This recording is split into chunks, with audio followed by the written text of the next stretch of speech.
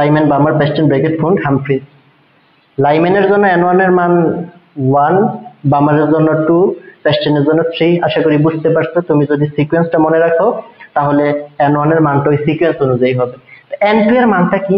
n2 এর মানটা হচ্ছে n1 এর মান ব্যতীত উপরের যত কক্ষপথ আছে সবগুলা। n1 এর মান যদি 1 হয় তো উপরের কক্ষপথ কি 2, 3, 4 থেকে ইনফিনিটি, অর্থাৎ ইনফিনিটি সংখ্যক কক্ষপথ থেকে যদি ইলেকট্রন প্রথম কক্ষপথে আসে, মানে যে কোনো কক্ষপথ থেকে, উপরের যে কোনো কক্ষপথ থেকে যদি ইলেকট্রন প্রথম কক্ষপথে আসে তাহলে যে সিরিজ উৎপন্ন হবে সেটাকে বলে লাইম্যান সিরিজ।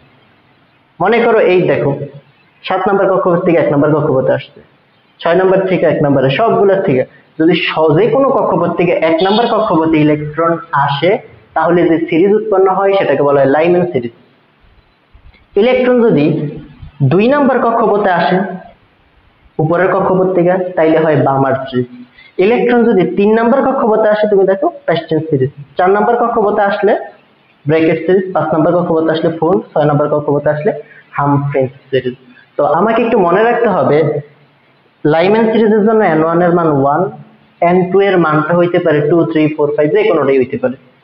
বামার সিরিজের জন্য n1 এর মানটা হবে 2, লাইম্যানের পরেই কিন্তু বামার 2, এবং n2 এর মানটা এটা 3, 4, 5, 6 হইতে পারে। n1 দিয়ে কি বোঝায়? n1 দিয়ে বোঝায় এখানে ইলেকট্রনটা আসবে। n2 দিয়ে কি বোঝায়?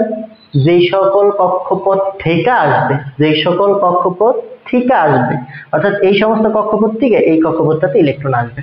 তো আশা করি তুমি বুঝতে পারছো এই n1 দিয়ে কি বোঝায়, n2 দিয়ে কি বোঝায়।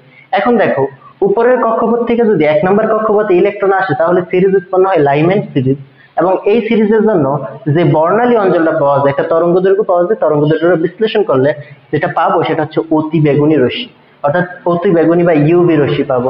অর্থাৎ আমরা লাইম্যান সিরিজের জন্য পাবো হচ্ছে অতি বেগুনি সিরিজ, অতি বেগুনি অঞ্চল। এবং এটাও আমরা বলতে পারি যে উপরের কক্ষপথ থেকে যদি 1 নম্বর কক্ষপথে আসে তাহলে আমরা অতি বেগুনি অঞ্চল পাবো বা ইউভি অঞ্চল পাবো বা ইউভি রশ্মি পাবো। আমরা বামার সিরিজের জন্য দেখো যদি বল 3 নম্বর 4 নম্বর, আমরা বামার সিরিজের জন্য দেখো n1 এর মান 2 এবং n2 এর মান 3, 4, 5। এটা দিয়ে কি বোঝায় ভাইয়া? 3, 4, 5 উচ্চতর যে কোনো কক্ষপথ থেকে যদি 1 নম্বর কক্ষপথে ইলেকট্রনটা আসে এটা বামার সিরিজ বলে। এন্ড এই বামার সিরিজটা আসলে দৃশ্যমান অঞ্চল বোঝায়।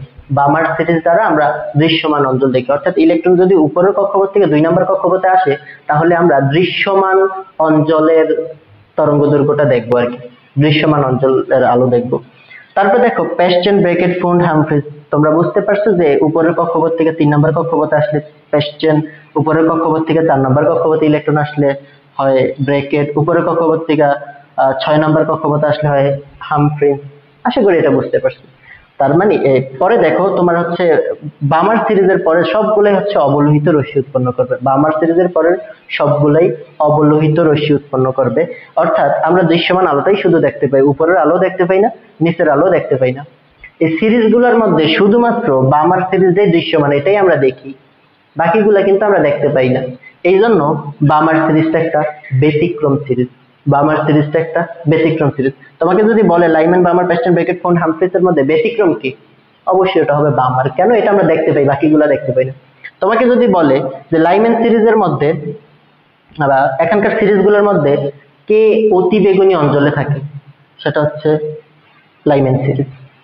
কে অবলোহিত অঞ্চলে থাকে, এগুলো যেগুলো একটাই হইতে পারে, বা আমাদের পরে প্যাস্টেন, ব্রেকেট, ফুন্ড, হামফ্রিজ। আশা করি আমি যেভাবে বলছি কথাগুলা বুঝতে পারছি।